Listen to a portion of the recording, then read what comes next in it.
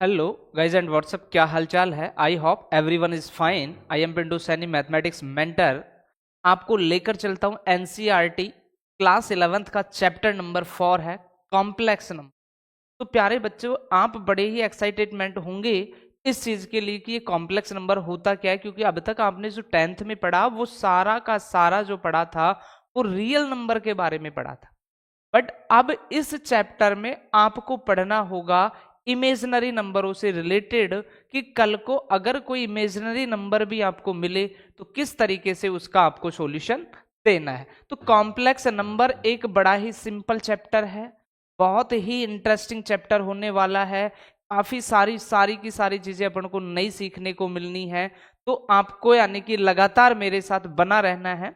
और मैं बता दूं, यदि आप हमारे चैनल पर नए हैं तो हमारे चैनल को लाइक करें, सब्सक्राइब करें तथा बेल आइकन को दबाना ना भूलें। तो वीडियो बिना देरी किए हुए फटाफट आप मेरे से जुड़ जाइए और मैं आपको लेकर चलता हूं चैप्टर नंबर 4 कॉम्प्लेक्स नंबर की ओर। और आज की इस क्लास में जो अपन चर्चाएं करेंगे कॉम्प्लेक्स नंबर से रिलेटेड, वो क्या क्या चर्चाएं करेंगे। तो देखिए बेटियों, अपन आज के कॉम्प्लेक्स नंबर में पढ़ने वाले हैं किन किन चीजों के बारे में, कि अपन को यहाँ के कॉम्प्लेक्स नंबर में जो भी कहानी पढ़नी है प्यारे बच्चों, वो किसके बारे में पढ़ना है। तो आज के इस कॉम्प्लेक्स नंबर में अपन पढ़ेंगे कॉम्प्लेक्स नंबर का इंट्रोडक्शन, कि एक कॉम्प्लेक्स नंबर का किस तरीके के परिचय है, आपने अब तक क्या पढ़ा था और अब क्या पढ़ने वाले हो।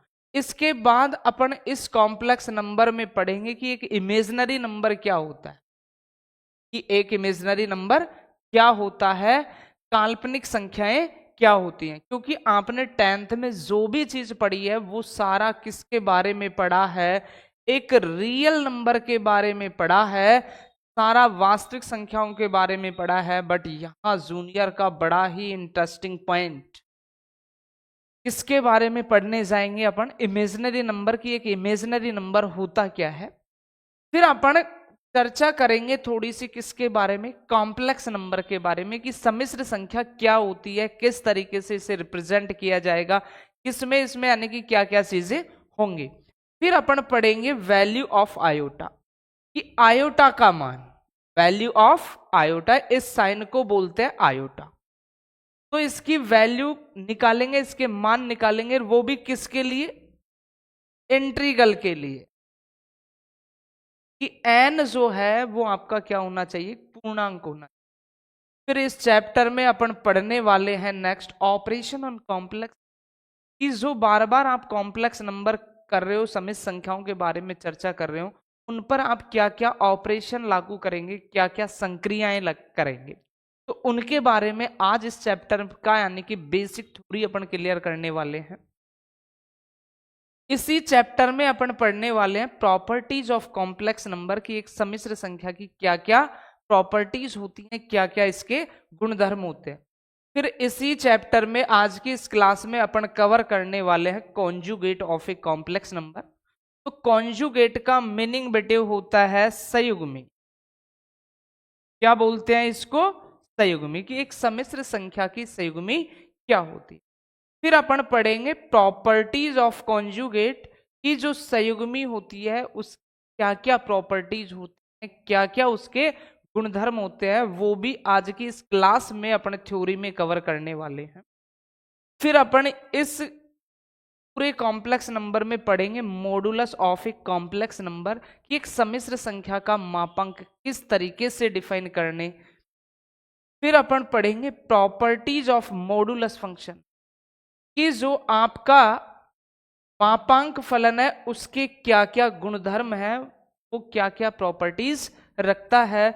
और इस कॉम्प्लेक्स नंबर के चैप्टर में अपन लास्ट डिफाइन करेंगे क्वाड्रेटिक इक्वेशन, की यानी कि अगर कल को रूट के अंदर कोई माइनस की संख्या आए, ऐसा यानी कि जिसका डिस्क्रिमिनेंट लेस देन 0 आए, तो ऐसे क्वाड्रेटिक इक्वेशन का मान कैसे डिफाइन किया जाता है। तो बेटे आज के इस कॉम्प्लेक्स नंबर में जो 11th का चैप्टर नंबर 4 है, इसमें कुछ आप इन सारे पॉइंटों के बारे में क्या करने वाले हैं, चर्चाएं करने वाले हैं अपन, कि कौन सी चीज क्या होगी। तो आइए बेटे किस तरीके से, सबसे पहले अपन देखते हैं इंट्रोडक्शन, इसको देखते हैं।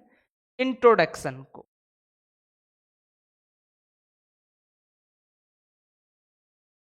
तो इंट्रोडक्शन में बेटे क्या है कि मान लीजिए कल को आपको दे x square plus 1 equal to 0, आपको इक्वेशन दे दिया x square plus 1 equal to 0, और जब आपने इसको कैलकुलेट किया तो एक्स स्क्वायर इक्वल टू -1, तो एक्स इक्वल टू रूट -1, इस तरीके का इक्वेशन आ गया। और इस तरीके का जब इक्वेशन आ जाए, या आपको कोई इक्वेशन दे दे x square plus 4 equal to 0, तो एक्स स्क्वायर इक्वल टू -4, तो एक्स इक्वल टू रूट -4। ऐसी जब इक्वेशनों की स्थितियां आई, तो ऐसे नंबरों को सॉल्यूशन करने के लिए किसका निर्माण किया गया? सम्मिश्र संख्या का निर्माण किया। क्योंकि आपने जो 10th में पढ़ा है वो केवल और केवल किसको पढ़ा है? रियल नंबर, वास्तविक संख्या को। और वास्तविक संख्या क्या होती है? जिसमें कोई रेशनल नंबर हो और क्या हो? इर्रेशनल नंबर हो। तो इन दोनों से मिलाकर आपका क्या बनता है? Real number. बट जब रूट के अंदर कोई नेगेटिव नंबर आ जाए तो वो कभी भी क्या नहीं होता? वास्तविक संख्या नहीं होता। और जब ऐसी समस्याएं सामने आई कि रूट के अंदर कोई नेगेटिव नंबर आए, तो उन समस्याओं के समाधान के लिए किसका उपयोग करना पड़ा? Complex number. तो एक वैज्ञानिक थे जिसने कहा कि रूट के अंदर -1 आए, उसको ये संकेत दिया जाएगा, और इस संकेत का मान क्या था? आयोटा। इसको क्या कहा गया? आयोटा कहा गया। कि रूट के अंदर अगर नेगेटिव नंबर है तो वो क्या कहा गया? आयोटा। यानी कि बेसिक ये इंट्रोडक्शन था कि अपन इंट्रोडक्शन में कल को ऐसा कोई इक्वेशन आ जाए या ऐसा कोई इक्वेशन आ जाए तो रूट के अंदर कोई माइनस की संख्या, यानी कि ऐसी कोई वास्तविक संख्या नहीं है जिसका वर्ग क्या हो? ऋणात्मक संख्या हो। आप ऐसी कोई वास्तविक संख्या ढूंढ ही नहीं सकते अगर कल को उसका क्या कर दिया जाए? वर्ग कर दिया जाए, और वो क्या मिल जाए आपको? ऋणात्मक संख्या मिल जाए। तो जब ऐसी स्थितियां आई तो किसकी व्यवस्था की गई? Complex number. अब अपन ने सेकंड पढ़ा था कि कॉम्प्लेक्स नंबर के बाद, यानी कि इंट्रोडक्शन के बाद, अपन को पढ़ना है इमेजिनरी नंबर।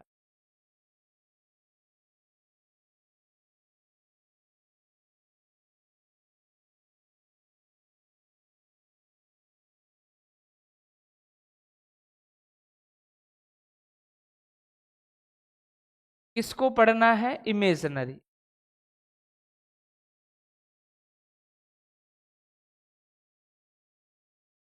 तो इमेजिनरी नंबर में कोई बड़ी खास बात नहीं है बेटा। इमेजिनरी नंबर का मीनिंग काल्पनिक संख्या।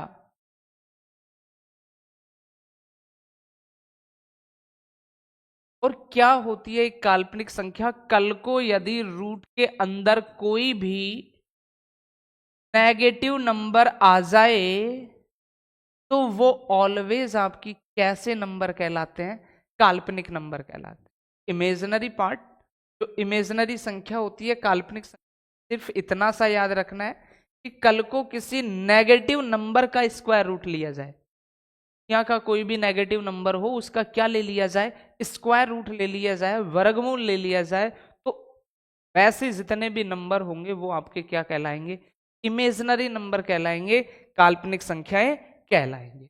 अब देखना बेटे, उस सबसे इंपोर्टेंट पार्ट स्टार्ट होता है आपका कॉम्प्लेक्स नंबर। क्या स्टार्ट होता है? Complex number. तो देखना कॉम्प्लेक्स नंबर कि जिस तरीके से आपका रियल नंबर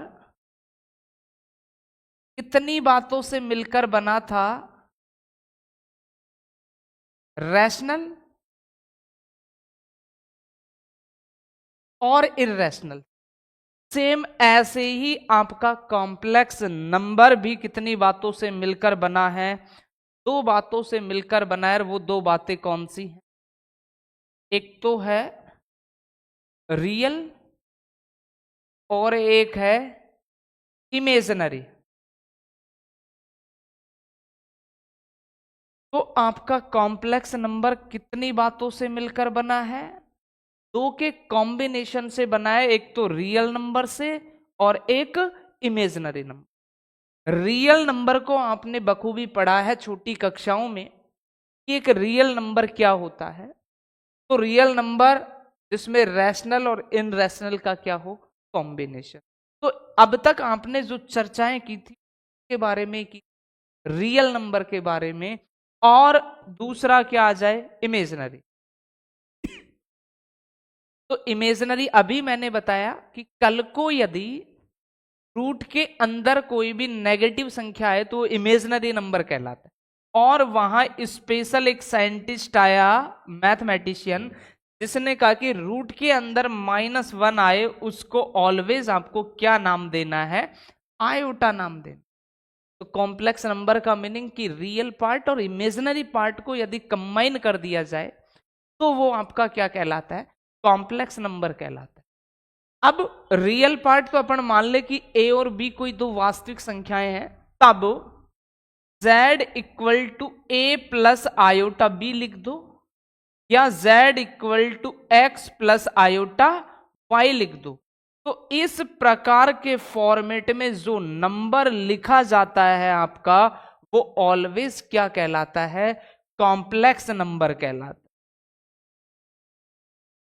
क्या कहलाता है, कॉम्प्लेक्स। कोई पूछ कल को कॉम्प्लेक्स नंबर क्या है, combination of rational and imaginary number, कि जिसमें वास्तविक संख्या और काल्पनिक संख्या दोनों का कंबाइन हो, वो ऑलवेज आपका क्या कहलाता है, कॉम्प्लेक्स नंबर। कॉम्प्लेक्स नंबर को किससे रिप्रेजेंट किया जाता है, जेड से। वैसे कॉम्प्लेक्स नंबर का सही जेड, तो देखिए बेटे, अब z equal to x plus iota y है, तो अपन देख ले कि x क्या है, y क्या है। तो x प्लस आयोटा वाई में जो x होता है वो रियल पार्ट ऑफ z होता है, कि कोई भी कॉम्प्लेक्स नंबर आपको दिया उसका वास्तविक, और y जो होता है वो इमेजिनरी पार्ट ऑफ क्या होता है, z होता है।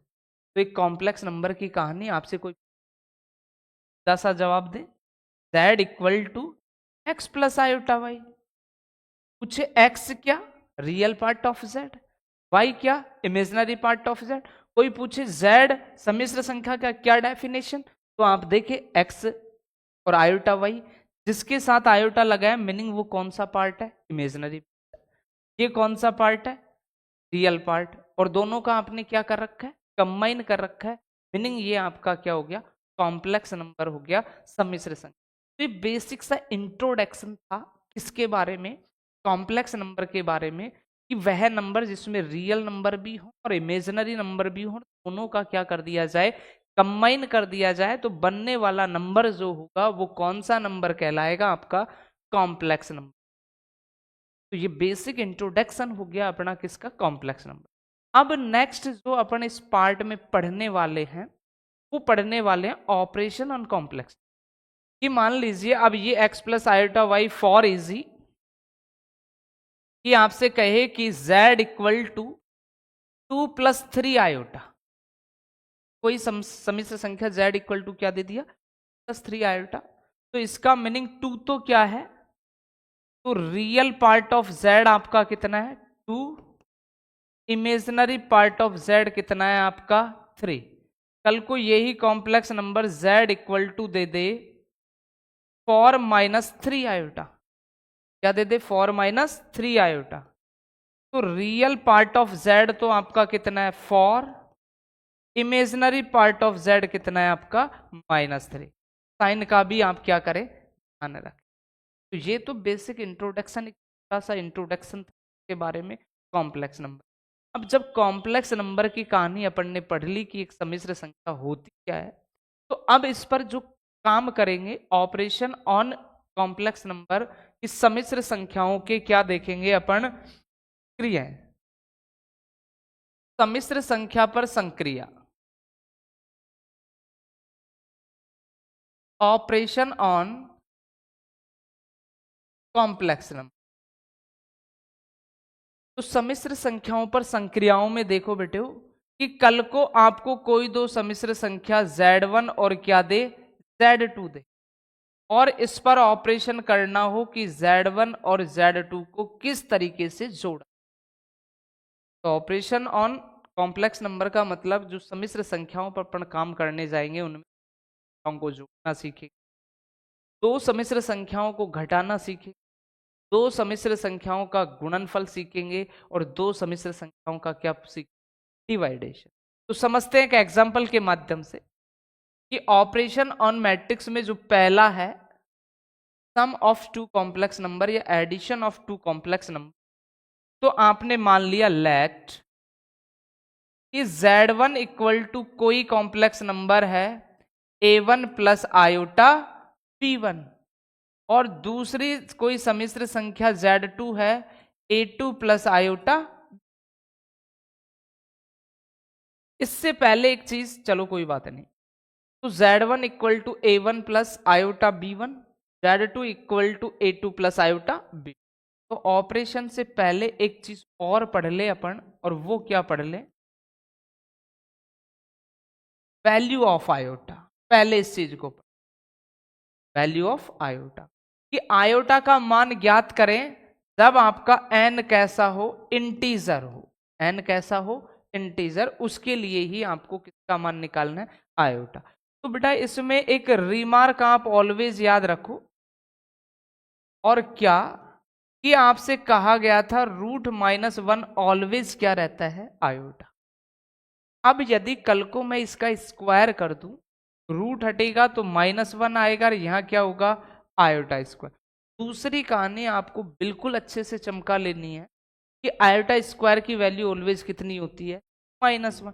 कल को मान लीजिए मुझे क्यूब करना पड़े तो आयोटा से, तो -1 को आयोटा से गुणा करेंगे तो minus iota equal to iota cube. तो आयोटा क्यूब का जो मान होगा वो कितना होगा, माइनस आयोटा। अब मुझे अगर मल्टीप्लाई करना हो किससे, आयोटा से, फिर तो ये क्या हो गया, आयोटा की पावर 4 की वैल्यू कितनी होगी। तो ये चार कंडीशन आपको डायरेक्ट याद रखनी, आयोटा की वैल्यू -1, आयोटा स्क्वायर की वैल्यू -1, आयोटा क्यूब की वैल्यू माइनस आयोटा, और आयोटा की पावर 4 की वैल्यू 1। तो ये आयोटा की ये पावर है वो ऑलवेज क्या ही होनी चाहिए, इंटीजर ही होनी चाहिए, या तो नेगेटिव हो या पॉजिटिव पूर्णांक संख्याएं हो। कहीं ऐसा नहीं कि 1/2, 1/3, 1/4 के लिए आप काम करें। तो आपके जो यहाँ आयोटा की वैल्यू है पूर्णांक में, तब उनकी वैल्यू फिक्स कर लेना। ये चार मानों को बिल्कुल अच्छे से आपको तैयार रख लेने हैं कि आयोटा अगर कोई नींदों में भी पूछे, iota √-1, iota square -1, iota cube minus iota, iota के पावर 4 पॉजिटिव है। अब मान लीजिए कल को इनसे कोई बड़ी वैल्यू आपसे पूछे, ये चारों चीजें आपको याद हैं, तो आपसे जो मर्जी आए कोई भी आयोटा की वैल्यू पूछे तो आप इजीली कैसे डिफाइन कर सकते हैं। तो देखना बेटे कि मान लीजिए फॉर इजी आपसे कहा आयोटा की पावर 13 का मान बताओ, आयोटा की पावर किसका मान बताओ, 13 का, कि आयोटा की पावर 13 का मान क्या हो। तो बेटे ध्यान देना हमेशा आयोटा की पावर 4 तक की तो ठीक है, अगर आयोटा की पावर 4 से ज्यादा बड़ा है तो फिर आपको पहले उस पावर में किसका भाग दे लेना है, 4 का। किसका भाग दे लेना है, 4 का, और भाग देने के बाद जो शेषफल आता है उससे आयोटा की पावर मानेंगे, और फिर उसकी वैल्यू कैलकुलेट करेंगे उन 4 स्टेपों में कि आयोटा बचा है, आयोटा स्क्वायर बचा है, आयोटा क्यूब बचा है। तो देखो 4 से बड़ी पावर है, और 4 से बड़ी पावर हो तो पहले उस पावर में किसका भाग दे लो, 4 का, यानी कि 13 में किसका भाग दो, 4 का। तो कितनी बार, 4 3 12, कंप्लीट चीज, यानी कि चला गया 3 बार। रिमाइंडर कितना बचा, 1। तो जो भी रिमाइंडर बचता है, जो भी शेषफल बचता है, उसको आयोटा की पावर लिखो। तो आयोटा की पावर 1 का मतलब क्या हुआ, आयोटा। आयोटा का मान कितना होता है, रूट में क्या लिख दो, -1। फॉर इजी आपसे कहा आयोटा की पावर 45 का मान बताओ, किसका मान बताओ, आयोटा की पावर 45, क्या 46 का मान बताओ कि आयोटा की पावर 46 का मान क्या हो। तो जब भी आयोटा की पावर किससे बड़ी हो, 4 से बड़ी हो, तो पहले पावर में किसका भाग दे लें, 4 का। 4 एकम 4, 4 एकम 4, कितनी बार चला गया, 11 बार। 11 चौको 44, कितना शेषफल बचा, 2। 44 और 2 कितना, 46। जो भी शेषफल बचता है उससे आयोटा की पावर मानो आप। अब आयोटा स्क्वायर की वैल्यू अभी आपने पढ़ी थी, कितना होता है प्यारे बच्चों, -1। कल को मान लीजिए आपको दे दे आयोटा की पावर माइनस का 34 का मान बताओ, आयोटा की पावर किसका मान बताओ, 34। तो जब भी अगर आयोटा की पावर नेगेटिव आती है, तो या तो वही नेगेटिव में कैलकुलेट कर लो या पहले उसे क्या बना लो, पॉजिटिव।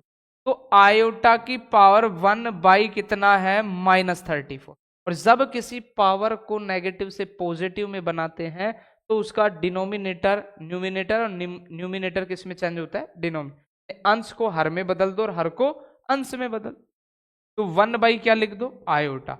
और ऐसा लिखते ही पावर कैसी हो गई, पॉजिटिव। अब 1 की पावर तो कुछ भी हो ऑलवेज 1 ही है, और आयोटा की पावर कितनी हो गई, 34 हो गई। यानी कि अभी फिलहाल अपने पास जो कंडीशन आ गई वो 1/आयोटा की पावर कितनी हो गई, 34। अब 1 तो आपके पास है ही, ठीक है छोड़ो। अब यहां आयोटा की वैल्यू कैलकुलेट करेंगे तो 4 से बड़ी है, मीनिंग 4 का डिवाइड कर लो, तो कितना बार चला गया, 8 चौक 32, यानी कि 8 बार तो पूरा पूरा चला गया, कितना रिमाइंडर शेष बचा। और आयोटा स्क्वायर की वैल्यू कितनी आई, -1, और वैल्यू फाइनल कितनी आ गई, -1। अब मान लीजिए कल को ये -34 की जगह अगर आयोटा की पावर -35 होता तो किस तरीके से कैलकुलेट, तो आपके पास दोनों तरीके हैं, या तो पहले इसको नेगेटिव पॉजिटिव बना लो या पहले ही भाग दे लो, कोई फर्क नहीं पड़ता। तो वही बनाएंगे तो 1/आयोटा होगा, और उसकी पावर अब पॉजिटिव कितनी हो गई, 35। तो 1 की पावर कुछ भी हो 1 ही है, आयोटा की पावर कितनी हो गई, 35। और जब आयोटा की पावर 4 से बड़ी है तो अपन को किसका भाग देना पड़ेगा, 4 का। तो 4 8 32, कितना शेष रहा प्यारे बच्चों, 3। तो आयोटा की पावर में लगा दो जो भी रिमाइंडर आता है। अब आयोटा क्यूब आपने चमका रखा है कि क्या होता है, माइनस आयोटा।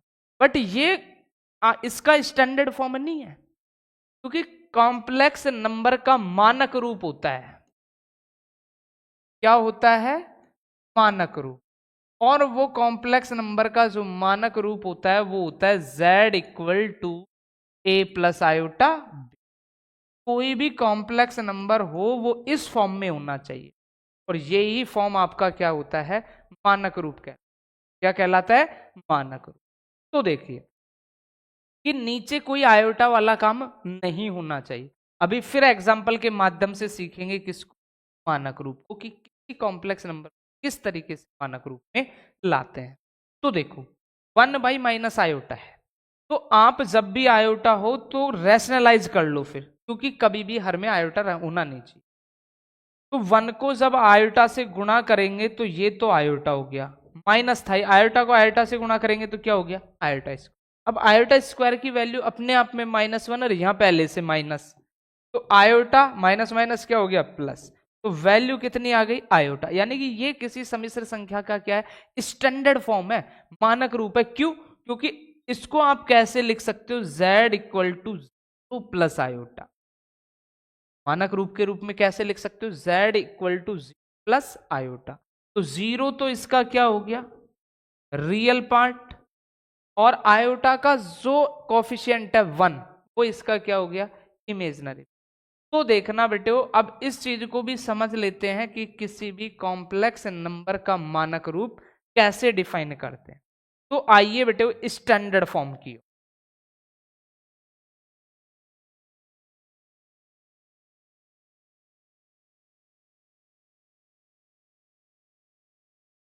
मानक रूप।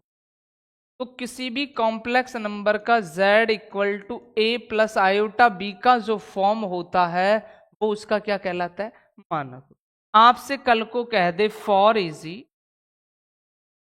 कि z = 1/3 + 2 आयोटा है, 1/3 + 2 आयोटा, क्या ये मानक रूप में है, तो जब तक इसके हर में आयोटा रहेगा वो समझ कभी भी में नहीं होगी। तो फिर किसी सम्मिश्र संख्या को स्टैंडर्ड फॉर्म में लाते कैसे हैं, इस बात को सीख। तो किसी भी सम्मिश्र संख्या को मानक रूप में लाने के लिए उसका हर का क्या करेंगे, परिमेयकरण। हर का यानी कि अगर इमेजिनरी पार्ट, केवल और केवल किसकी बात करेंगे, इमेजिनरी पार्ट। अगर इमेजिनरी पार्ट पॉजिटिव है तो ऊपर नीचे नेगेटिव साइन से, और नेगेटिव है तो ऊपर नीचे पॉजिटिव साइन से। रियल पार्ट के साइन से कोई छेड़खानी नहीं करनी। तो जब इसको मानक रूप में लाएंगे तो z इक्वल टू 1/3 + 2 आयोटा, तो 3 - 2 आयोटा अपॉन 3 - 2 आयोटा लिखा। तो z इक्वल टू 1 को 3 - 2 आयोटा से गुणा करेंगे तो 3 - 2 iota, a + b a - b a² - b² यानी कि 2 आयोटा का होल स्क्वायर। तो z equal to 3 - 2 iota divide by 3 का स्क्वायर तो कितना, 9, 2 का 4 आयोटा स्क्वायर। तो z equal to 3 - 2 iota 9, iota square की वैल्यू -1 पड़ा है तो प्लस का 4 हो गया। तो 3 - 2 आयोटा डिवाइड बाई कितना, 13, ये आ गया। तो और अच्छे से लिख दो इसको कि 3/13 माइनस 2/13 आयोटा। अब ये आपका जो कॉम्प्लेक्स नंबर z आया है प्यारे, वो आपका क्या है, मानक रूप, जिसमें इजीली आप देख सकें कि क्या इसका रियल पार्ट है, क्या इसका इमेजिनरी पार्ट। तो z इक्वल टू 3/13 इसका क्या है, real part. z equal to 2/13 इसका क्या है, माइनस का इमेजिनरी पार्ट, जिसमें अपन ये पता कर पाए कि ये इसका रियल पार्ट और ये इसका इमेजिनरी। तो फिर वो आपका क्या कहलाता है, मानक। और कोई एग्जाम्पल देखते हैं। फॉर इजी कि z इक्वल टू आपको दिया 1/-2 + 3 आयोटा, ऐसा दे दी। तो वही क्या आप यहां देखकर बता सकते हो इसका रियल पार्ट क्या है, इमेजिनरी पार्ट। तो -2 3 ऐसा नहीं है, क्योंकि 1/ की फॉर्म में है। पहले इसको किस स्टैंडर्ड फॉर्म। और स्टैंडर्ड फॉर्म क्या कहता है, इसका रैशनलाइज करो। क्या करो, इसका रैशनल। और रैशनलाइज का रूल क्या कॉम्प्लेक्स नंबर के लिए, कि जो इमेजिनरी पार्ट है उसका साइन देखो सिर्फ, रियल पार्ट क्या है इससे कोई लेना देना नहीं है, सिर्फ इमेजिनरी पार्ट के साइन को देखो। यदि वो पॉजिटिव है तो ऊपर नीचे किससे गुणा कर दो, नेगेटिव। और यदि वो नेगेटिव है तो ऊपर नीचे किससे गुणा कर दो, पॉजिटिव। तो अपन ने यहाँ इमेजिनरी पार्ट जैसे ही चेक किया पॉजिटिव आया तो ऊपर नीचे नेगेटिव साइन से। तो z इक्वल टू 1/2 + 3 आयोटा, तो गुणा करोगे -2 - 3 आयोटा अपॉन -2 - 3 आयोटा। तो z इक्वल टू -2 - 3 आयोटा। अब यहां देखते हैं, -2 + का 3 आयोटा, -2 - 3 आयोटा। तो एक बार ये संख्या प्लस में है और एक बार ये संख्या किस में है, माइनस में। अगर ऐसे कंफ्यूज हो तो ऐसे लिख लो 3 आयोटा -2, क्या लिख दो, 3 आयोटा -2। अब देखो -2 + 3 आयोटा और -2 - 3 आयोटा, ये पूरा a है, ये पूरा b है, ये पूरा a है, ये पूरा क्या है, b। तो a + b और a - b meaning a² - b²। तो -2 का होल स्क्वायर -3 आयोटा का whole square, a + b a - b। तो a का मान तो -2 है बट b का मान तो कितना है, 3 आयोटा ही है। माइनस तो इसका है, तो तभी तो a + b क्या बना, a - b। तो z equal to -2 - 3 iota divide by 4 -9 और क्या हो गया, iota square. But iota square की वैल्यू कितनी, -1। तो z equal to -2 - 3 iota divide by 4 plus कितना हो गया, 9। तो यानी 9 और 4 कितना हो गया, 13। तो अलग अलग इसका क्या दे ले, भाग। तब भी आप किसी भी कॉम्प्लेक्स नंबर को किस में ले जाएं, मानक रूप। रैशनलाइज के लिए सिर्फ और सिर्फ क्या ध्यान देना है आपको, का इमेजिनरी पार्ट का साइन चेक करना है। का किसका साइन चेक करना है, इमेजिनरी पार्ट का। अगर इमेजिनरी पार्ट नेगेटिव है तो पॉजिटिव साइन से, पॉजिटिव है तो नेगेटिव साइन से, ऊपर नीचे मल्टीप्लाई करके उसको किस फॉर्म में लाते हैं बेटे, मानक रूप में। तो ये कहानी थी स्टैंडर्ड फॉर्म। अब अपन पढ़ रहे थे किसके बारे में, तो वैल्यू ऑफ आयोटा अपन ने पढ़ लिया, स्टैंडर्ड फॉर्म अपन ने पढ़ लिया। तो वैल्यू ऑफ आयोटा में रिमार्क भी याद रख सकते हो एक, कि आयोटा प्लस आयोटा की पावर 2, आयोटा की पावर 3, आयोटा की पावर 4। अगर ऐसी स्थिति होती तो उसकी वैल्यू ऑलवेज कितना होती है, क्यों, आयोटा स्क्वायर की वैल्यू -1, आयोटा की वैल्यू, आयोटा क्यूब की वैल्यू माइनस आयोटा, आयोटा 4 की पावर +1, और ये प्लस का क्या है आयोटा, तो आयोटा से आयोटा, +1 से +1। ओ, तो क्रम में यदि ऐसे लगे हों तो उसकी वैल्यू कितनी होती है, आगे देखना। अब कंडीशन आती है किसकी, ऑपरेशन ऑन कॉम्प्लेक्स नंबर। अपन पढ़ रहे थे कि क्या क्या क्रियाएं करने वाले हैं, क्या क्या संक्रियाएं हैं, तो योगफल, एडिशन,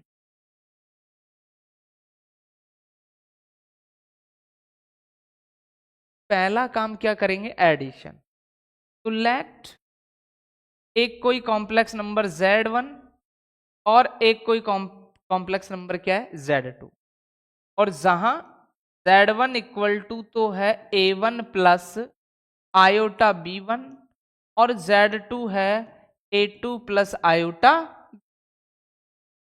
ये कहानी आपको दे और आपसे कहा Z1 प्लस Z2 बताओ, क्या बताओ, Z1 प्लस Z2। तो आइए A1 plus iota B1 plus A2 plus iota B2, तो Z1 plus Z2 equal to complex number में रियल पार्ट के साथ ऐड कर दो, इमेजिनरी पार्ट के साथ ऐड कर दो, क्या चमकेगा, A1 plus A2 plus iota B1 plus iota B2, तो क्या लिखोगे, Z1 plus Z2 equal to A1 plus A2, दोनों से क्या कॉमन है, आयोटा B1 प्लस, तो इस तरीके से आप दो कॉम्प्लेक्स नंबरों का क्या कर सकते हो, सम कर सकते हो, एडिशन कर सकते हो। फॉर इजी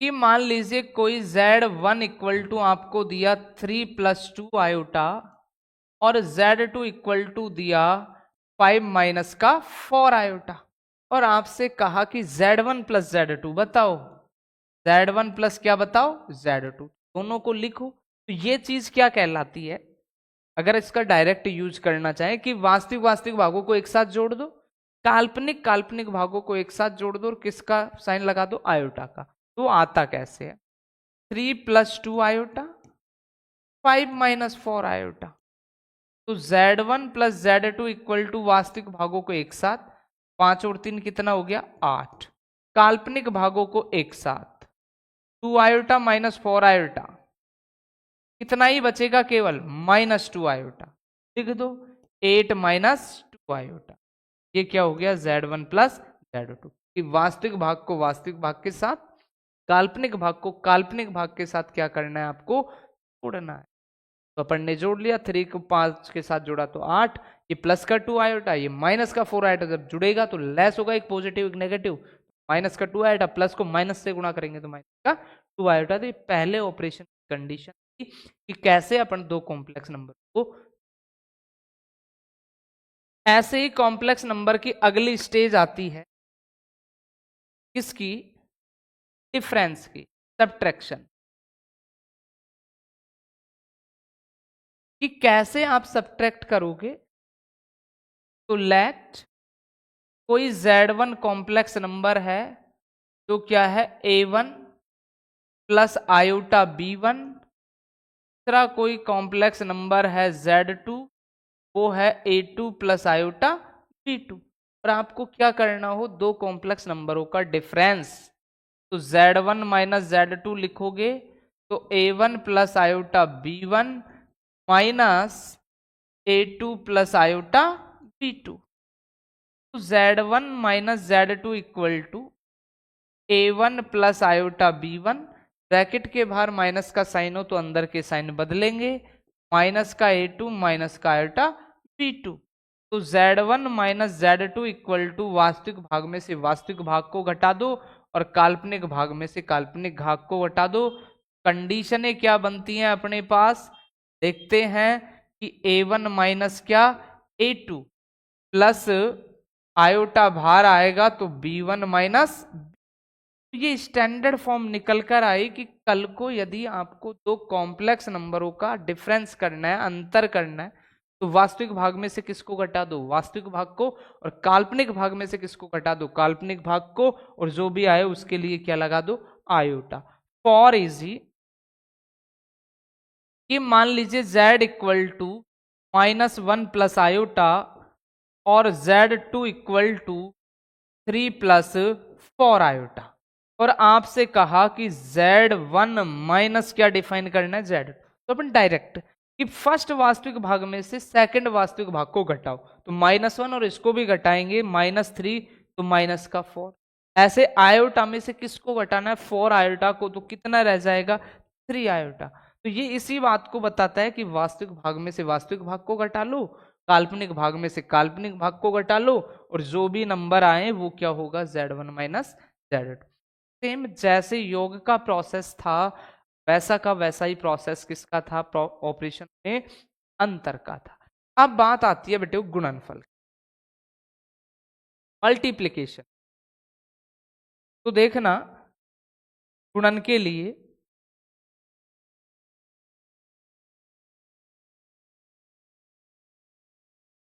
कि मान लीजिए कि Z1 equal to A plus iota B और Z2 equal to X plus iota Y है, और आपसे क्या कहा Z1 डॉट Z2 डिफाइन करो, आपसे क्या कहा Z1 डॉट Z2 डिफाइन।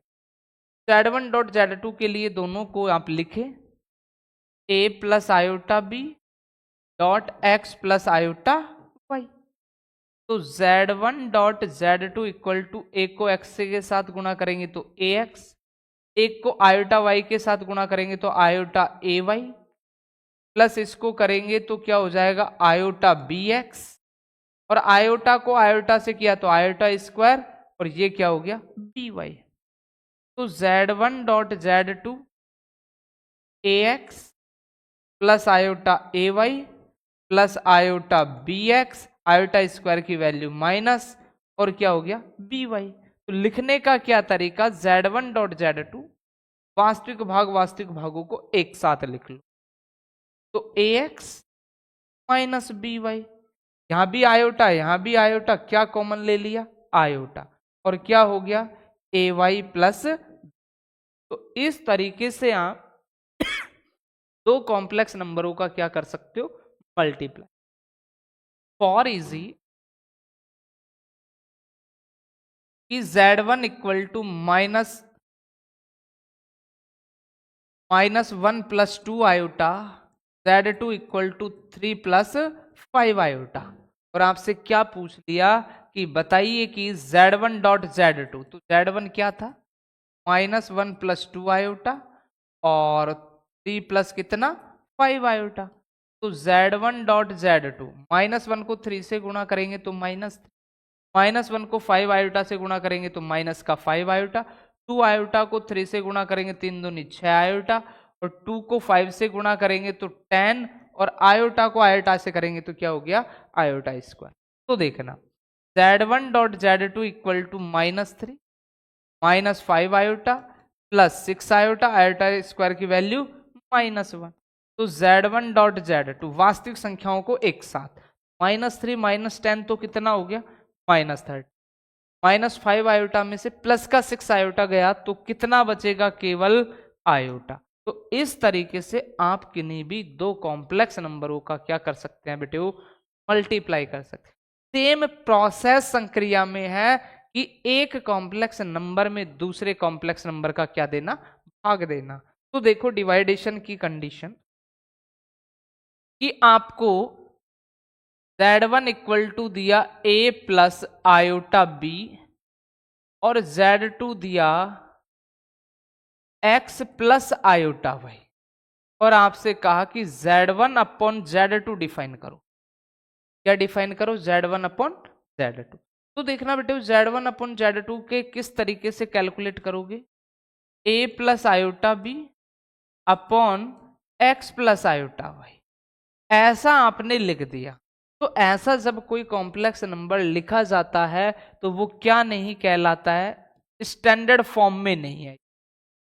और जब तक कोई कॉम्प्लेक्स नंबर स्टैंडर्ड फॉर्म में नहीं आता है तो पहले उसे किस में लाया जाता है, स्टैंडर्ड फॉर्म। तो एक एग्जांपल के माध्यम से समझते हैं। फॉर इजी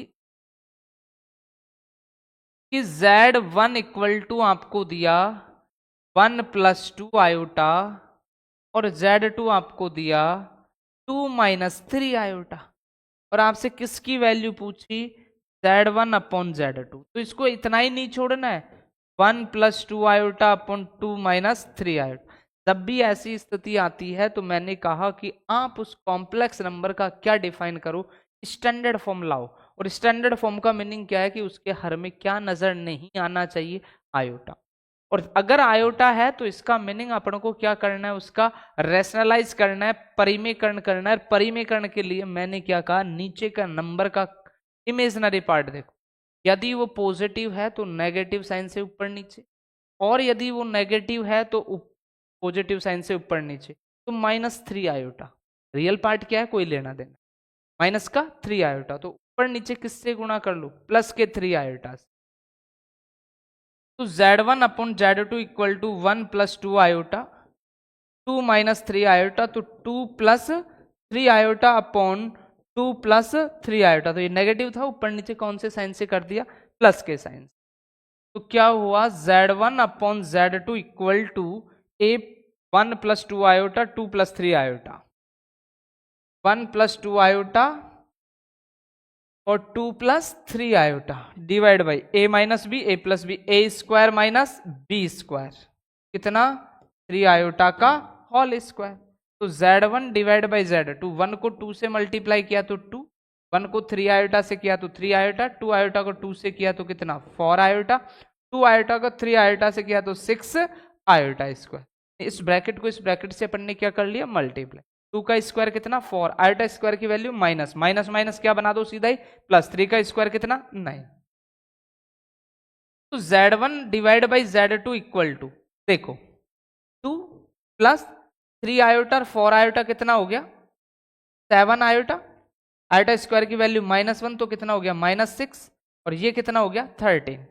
तो meaning Z1 divide by Z2 जो आपका होगा, तो 2 माइनस 6 तो कितना हो गया -4, और प्लस का कितना हो गया 7 आयोटा, और डिवाइड बाई में कितना हो गया 13। तो Z1 डिवाइड बाई Z2 होगा -4/13 प्लस का 7/13 आयोटा। तो ये है प्रॉपर Z1 बाई Z2, यानी कि आपको जो भी कॉम्प्लेक्स नंबर लाना है उसको किस फॉर्म में लाके छोड़ना है, स्टैंडर्ड फॉर्म। तो ये कहानी थी ऑपरेशन से। अब बात आती है बेटा प्रॉपर्टीज ऑफ कॉम्प्लेक्स नंबर। क्या आता है, प्रॉपर्टीज ऑफ कॉम्प्लेक्स नंबर।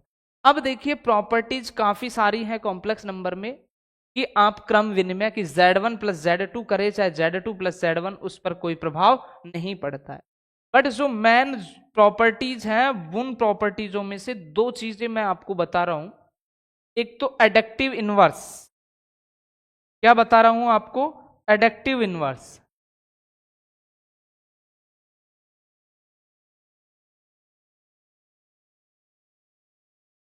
को बोलते हैं योज्य प्रतिलोम।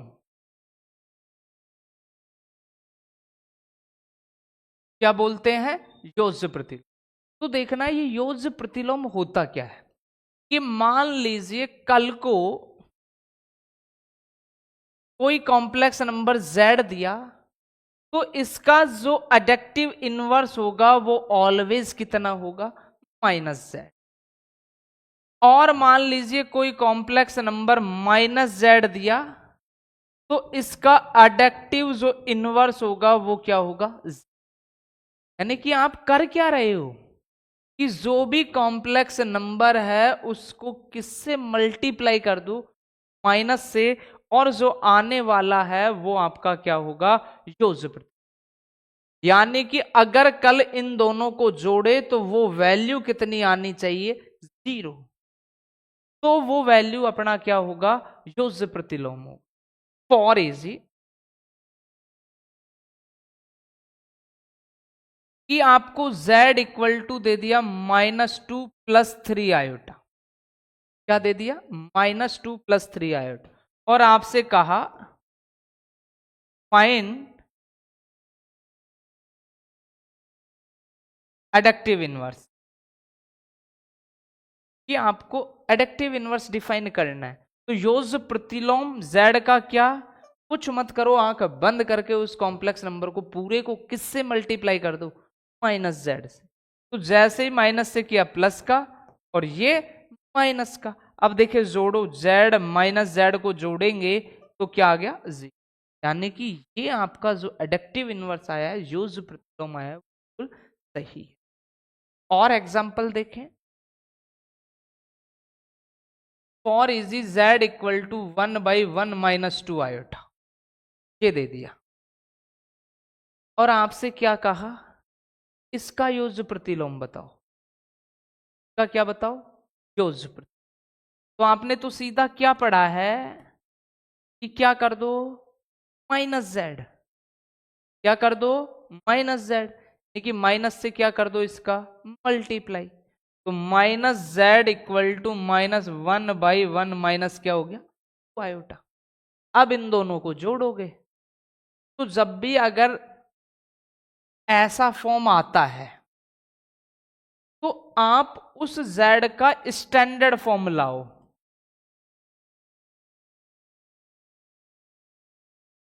का क्या लाओ, मानक रूप, और मानक रूप में लाने के बाद उसको किससे मल्टीप्लाई करो, -z। तो जब भी विदाउट स्टैंडर्ड फॉर्म आता है तो पहले आप उसका क्या ले आए, मानक रूप ले आए, क्या ले आए, मानक रूप। z को जब स्टैंडर्ड फॉर्म में लाएंगे तो 1/1 - 2 आयोटा है, तो रैशनलाइज करेंगे और इमेजिनरी पार्ट का साइन चेक करेंगे। इमेजिनरी पार्ट का साइन कितना है, माइनस, तो ऊपर नीचे प्लस से, तो 1 + 2 आयोटा, 1 + 2 आयोटा। तो z इक्वल टू 1 + 2 आयोटा तो है ही, a - b, a + b, a² - b², 1 - 2 का स्क्वायर 4, और आयोटा का स्क्वायर आयोटा स्क्वायर। तो z equal to 1 + 2 iota divide by iota square की वैल्यू -1, तो क्या हो गया, +1। तो z equal to 1 + 2 iota divide by कितना, 5। बिल्कुल स्टैंडर्ड फॉर्म में लिखोगे तो 1/5, 2/5 आयोटा। यानी कि ये आपका एक स्टैंडर्ड फॉर्म आ गया z। अब इसका जब आप क्या निकालोगे, एडक्टिव इनवर्स निकालोगे, तो क्या लिखोगे, -z। और -z का मतलब पूरे को किससे गुणा कर दो, माइनस, माइनस का 1/5, माइनस का 2/5, और क्या लिख दिया, आयोटा। अब देखना, अब अगर कल को इस z को और इस z को जोड़ोगे तो -1/5 + 1/5 क्या हो गया, z, -2/5 आयोटा प्लस का 2/5 आयोटा क्या हो गया, 0। देखिए जो अपना एडक्टिव इनवर्स आया है वो बिल्कुल सही है, क्योंकि कल को अगर मैन कॉम्प्लेक्स नंबर उसका एडक्टिव इनवर्स दोनों का सम किया जाए तो वो ऑलवेज कितना होता है। अगर कोई विदाउट स्टैंडर्ड फॉर्म दे रखा है तो आप उसको चेंज कर ले स्टैंडर्ड फॉर्म में, फिर उसका क्या निकाल ले, एडक्टिव इनवर्स। तो ये कहानी किस, एडक्टिव इनवर्स प्रॉपर्टी। अब इसमें जो और एक इंपॉर्टेंट है वो है मल्टीप्लिकेटिव इनवर्स। क्या आता है आपका, मल्टीप्लिकेटिव इनवर्स।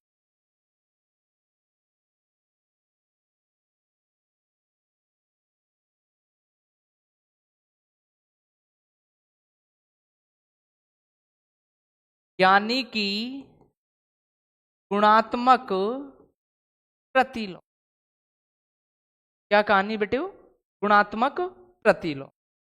अब गुणात्मक प्रतिलोम के लिए क्या होता है कि कल को मान लीजिए आपको कोई कॉम्प्लेक्स नंबर z दिया, तो इसका जो मल्टीप्लिकेटिव इनवर्स जो होगा वो ऑलवेज क्या होगा, 1/z होगा। और 1/z को क्या भी लिख देते हैं, z की पावर -1। तो मल्टीप्लिकेटिव इनवर्स की खास बात क्या होती है कि मैन कॉम्प्लेक्स नंबर और उसके मल्टीप्लिकेटिव इनवर्स को यदि गुणा कर दिया जाए तो वो प्रोडक्ट कितना आता है, 1 आता है। वो प्रोडक्ट कितना आता है, तो आपका मतलब जो भी मल्टीप्लिकेटिव इनवर्स निकाला है आपने नंबर का, वो यानी कि मल्टीप्लिकेटिव इनवर्स जो गुणात्मक प्रतिलोम है वो बिल्कुल सही है। तो बढ़ते हैं बेटे एक एग्जांपल के थ्रू।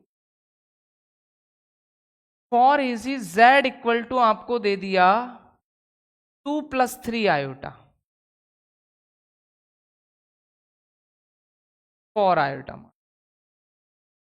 और आपसे कहा का मल्टीप्लिकेटिव इनवर्स डिफाइन करो। तो मल्टीप्लिकेटिव इनवर्स का मीनिंग सीधा सा क्या, 1/z।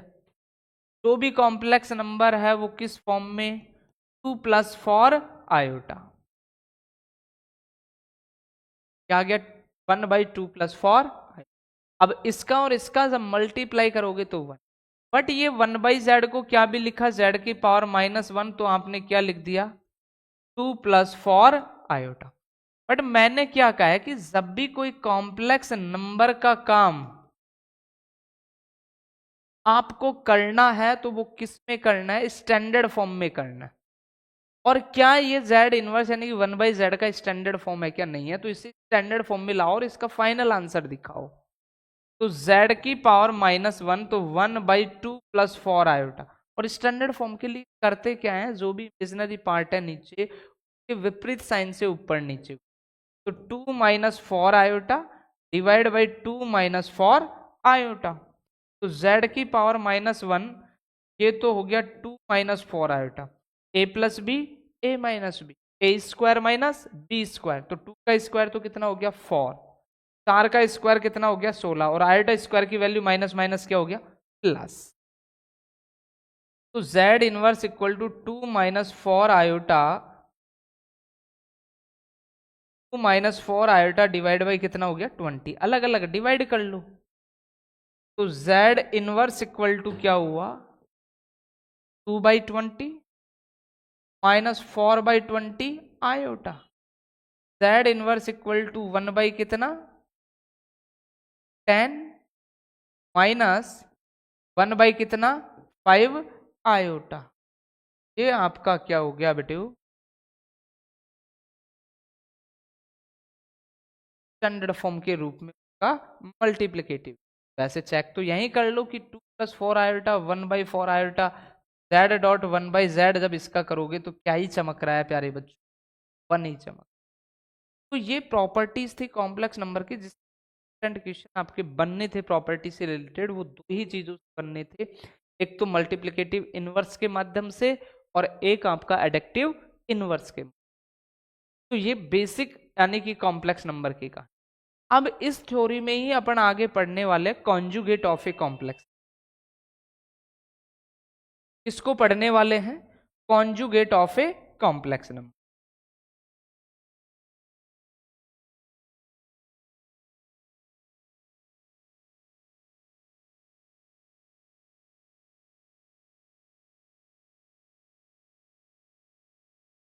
तो कॉन्जुगेट का मतलब सम्मिश्र संख्या की संयुग्मी।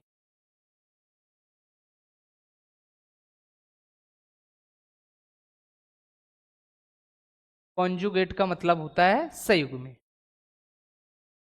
तो देखना बेटा कि किसी सम्मिश्र संख्या की संयुग्मी किस तरीके से डिफाइन की जाती है, तो वेरी सिंपल, कि कल को कोई सम्मिश्र संख्या z है तो उसका कॉन्जुगेट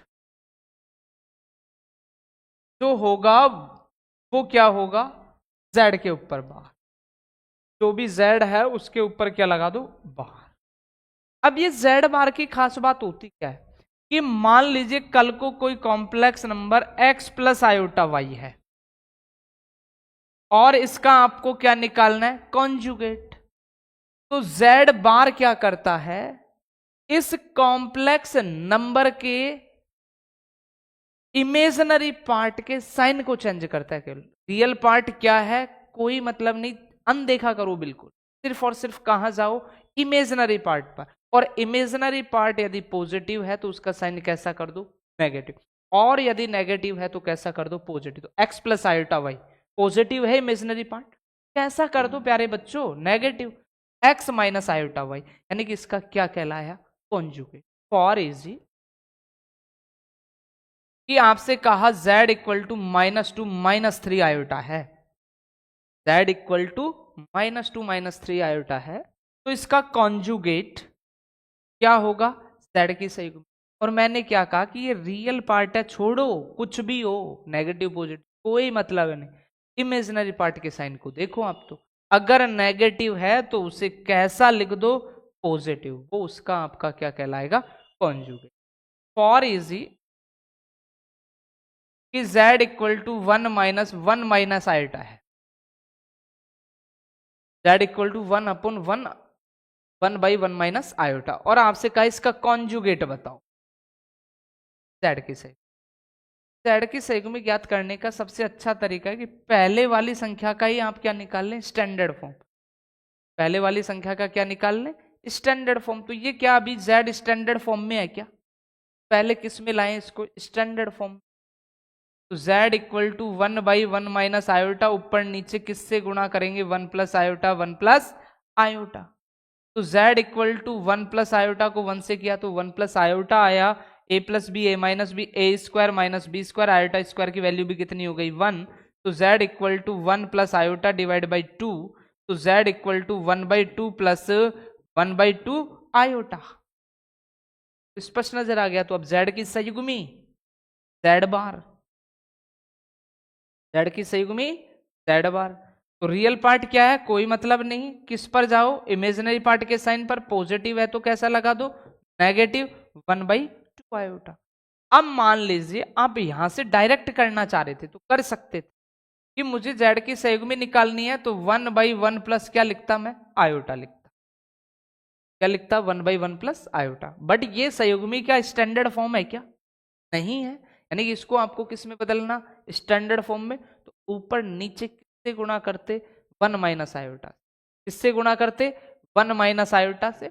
और जब 1 माइनस आयोटा 1 माइनस आयोटा लिखते तो देखो नजारे, 1 माइनस आयोटा तो था ही, ए plus b a minus b, a square minus b square, यानी एक प्लस एक, क्यों, आयोटा स्क्वायर की वैल्यू -1 और माइनस माइनस क्या हो गया प्लस, तो 2, 1/2 -1/2 आयोटा। और यहां भी कुछ ऐसा ही आया है।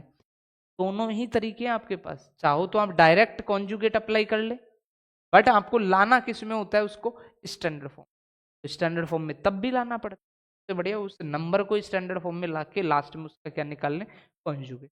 तो ये तो एक सिंपल सा तरीका था किसी कॉम्प्लेक्स नंबर के कॉन्जुगेट।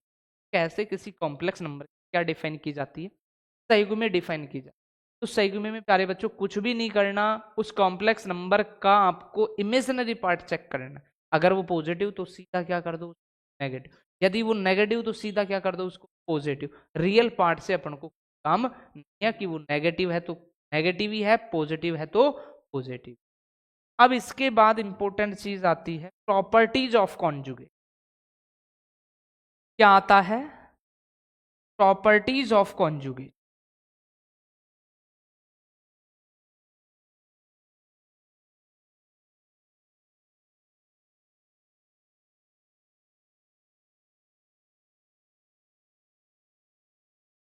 तो बेटा संयुग्मी की कुछ प्रॉपर्टीज हैं और जो सवालों में काफी काम में आती हैं, ये चीजें आपको पता होनी चाहिए।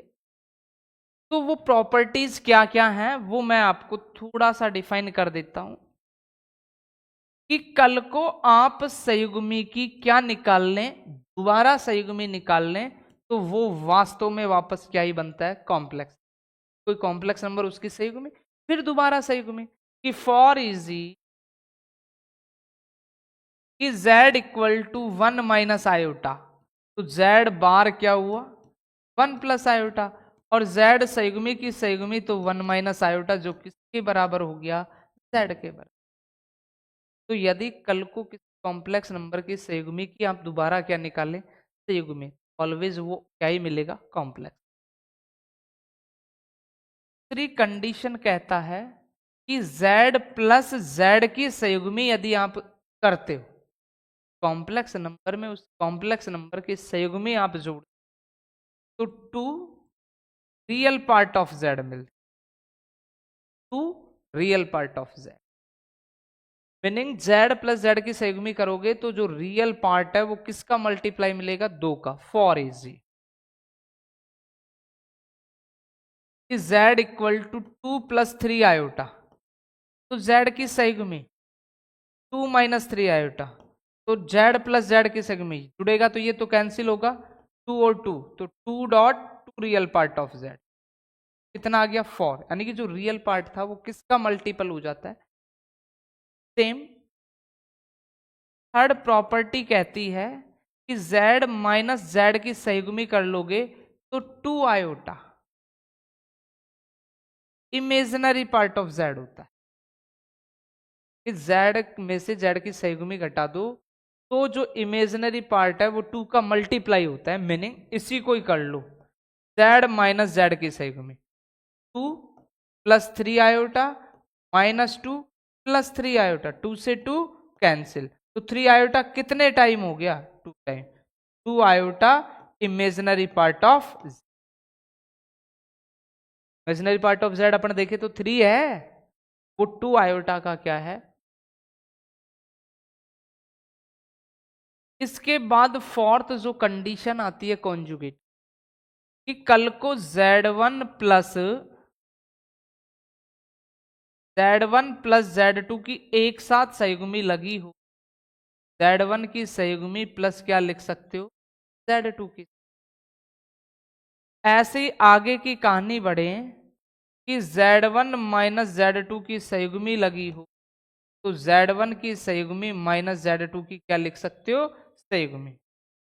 और आगे बढ़े कि z1 डॉट z2 की संयुग्मी हो, तो z1 की संयुग्मी डॉट z2 की संयुग्मी। इसका जनरल टर्म देखें कि z1 dot z2 dot dot dot zn की एक साथ संयुग्मी लगी हो, तो z1 की संयुग्मी z2 की संयुग्मी डॉट डॉट डॉट zn की क्या लिख सकते हो संयुग्मी लिख सकते। और आगे बढ़ें कि z1 अपॉन z2 की एक साथ संयुग्मी लगी हो, तो z1 की संयुग्मी डिवाइड बाई क्या लिख सकते हो z2 की संयुग्मी लिख सकते हो। और एक इंपॉर्टेंट z डॉट z की संयुग्मी अगर हो तो रियल पार्ट ऑफ z का whole square plus imaginary part of z का होल स्क्वायर, अर्थात z1 डॉट z की संयुग्मी को मोड ऑफ z का क्या भी कह देते हैं होल स्क्वायर भी कह। वैसे मापांक में भी आएगा ये रिलेशन, बट यहां भी याद रखो कि z डॉट z2 की संयुग्मी इक्वल टू मॉड। ये बेसिक कुछ प्रॉपर्टी थी किससे रिलेटेड कॉन्जुगेट से रिलेटेड, और ये सारी की सारी प्रॉपर्टी आपको बहुत याद होनी चाहिए। तो आज के इस बेसिक पार्ट में आगे बढ़ते हैं और देखते हैं मॉडुलस। इसके बारे में चर्चाएं करते हैं, मॉडुलस के बारे में कि एक मापांक सम्मिश्र संख्या का मापांक क्या होता है, तो देखना।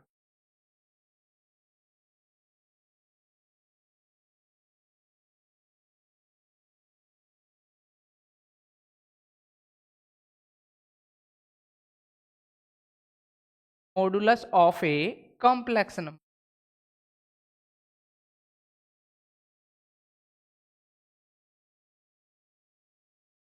तो एक सम्मिश्र संख्या का मापांक। तो कल को मान लीजिए कोई कॉम्प्लेक्स नंबर z है, तो उसके मापांक को लिखा जाता है मोड ऑफ z द्वारा। कोई कॉम्प्लेक्स नंबर क्या है z, तो उसके मापांक को किससे लिखा जाता है मोड ऑफ z।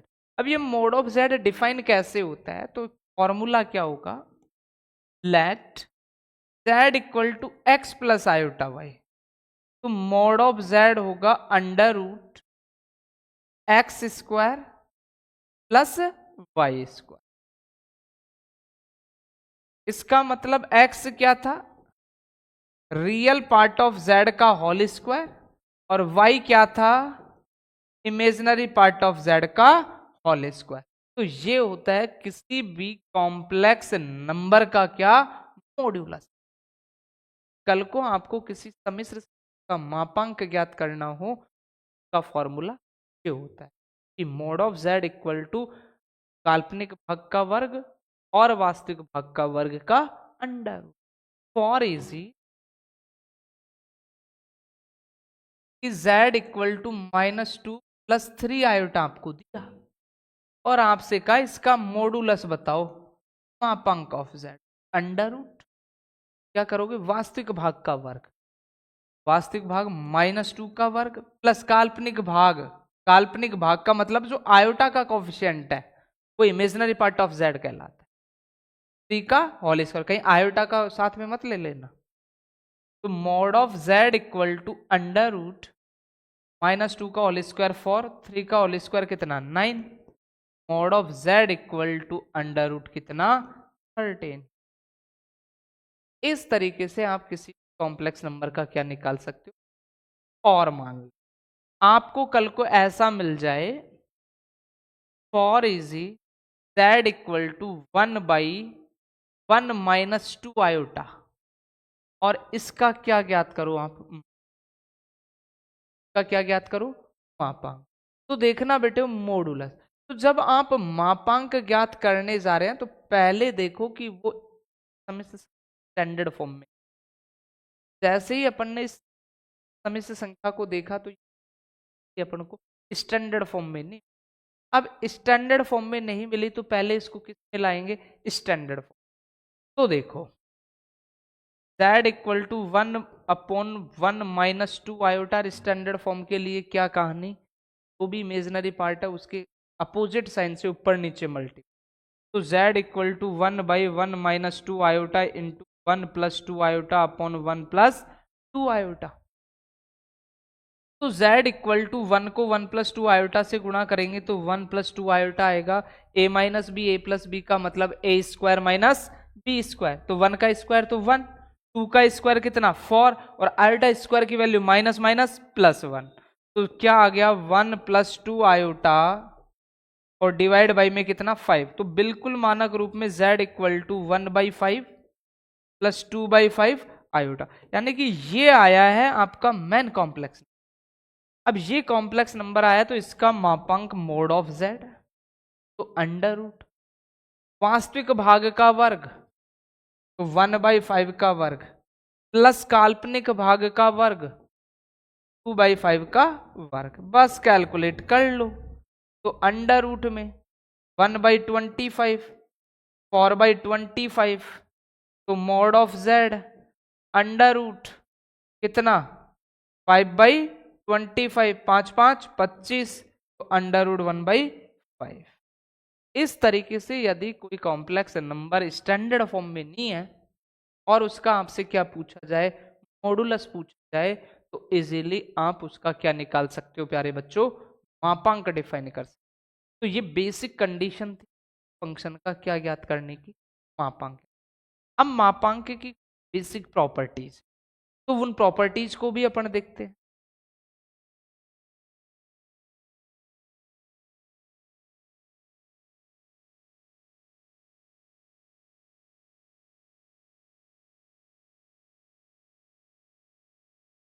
तो देखना जैसे प्रॉपर्टीज अपन ने किसकी पढ़ी थी, कॉन्जुगेट की, ऐसे ही किसकी, मापांक की। कल को z की संयुग्मी का मापांक निकाल लें चाहे z का मापांक निकाल लें, दोनों का मान एक ही हो।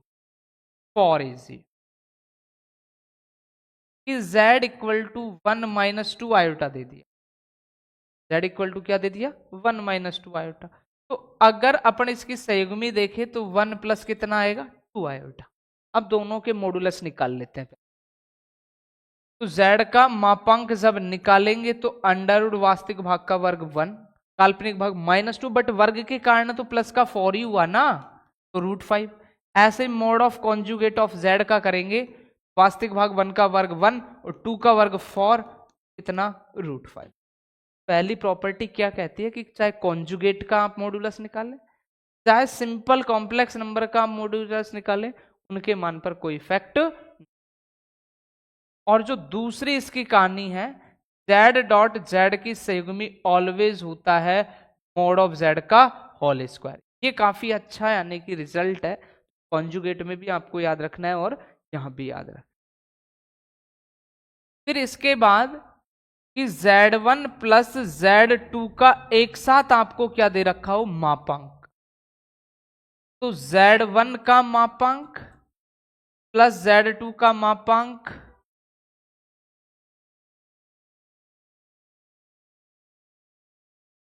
ये ऑलवेज इससे बड़ा या क्या रहेगा, बराबर। कि आप दोनों समित संख्याओं को एक साथ जोड़े और फिर उनका मापांक निकाल, या फिर अलग अलग मापांक निकाल कर जोड़े तो इसका मापांक या तो इसके मापांक के क्या ही रहेगा, बराबर, या अलग अलग जिनका मापांक का योग किया है वो इस मापांक से क्या रहेगा, बड़ा।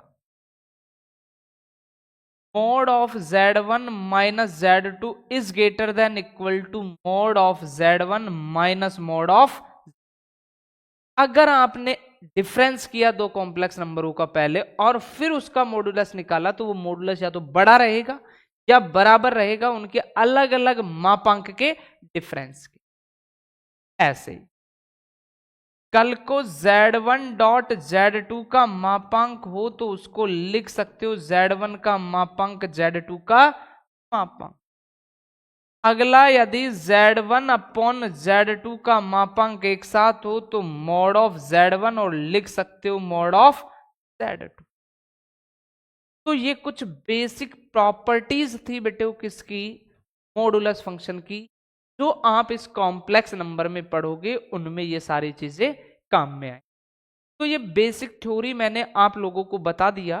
कॉम्प्लेक्स नंबर से जो जो चीजें आप एक कॉम्प्लेक्स नंबर में पढ़ने जाओगे, तो इंट्रोडक्शन हो गया, इमेजिनरी नंबर हो गया, आपका कॉम्प्लेक्स नंबर हो गया, वैल्यू ऑफ आयोटा हो गई, इसके बाद प्रॉपर्टीज ऑफ कॉम्प्लेक्स नंबर हो गया कि कैसे जोड़ा घटाया, ऑपरेशन, वो ऑपरेशन ऑन कॉम्प्लेक्स नंबर की क्या क्या जोड़ते हैं, किस तरीके से घटाते हैं। प्रॉपर्टीज ऑफ कॉम्प्लेक्स नंबर में अपन ने सिर्फ क्या ही पढ़ा, दो कोई की एडक्टिव इनवर्स क्या होता है और मल्टीप्लिकेटिव इनवर्स क्या होता है। उसके बाद कॉन्जुगेट किस तरीके से संयुग्मी डिफाइन करते हैं, क्या संयुग्मी की प्रॉपर्टीज होती है, धर्म होते हैं। ऐसे ही मॉडुलस की कैसे मॉडुलस डिफाइन किया जाता है, क्या मॉडुलस की प्रॉपर्टीज होती है। तो कुछ बेसिक जो आपके एनसीईआरटी कक्षा 11th का जो भी मामला था उसकी लगभग अपन ने थ्योरी और थ्योरी के साथ क्या कवर कर लिया, एग्जाम्पल के माध्यम से प्रत्येक पैटर्न को अपन समझ लिए हैं। तो बेटे आज की क्लास में अपन ने पूरी कंप्लीट थ्योरी कवर की है। कल की क्लास में जितने भी आपकी एनसीईआरटी बुक से रिलेटेड क्वेश्चन प्लस एक्सरसाइज के क्वेश्चन एग्जाम्पलों को कवर करेंगे। तो आज के लिए इतना ही।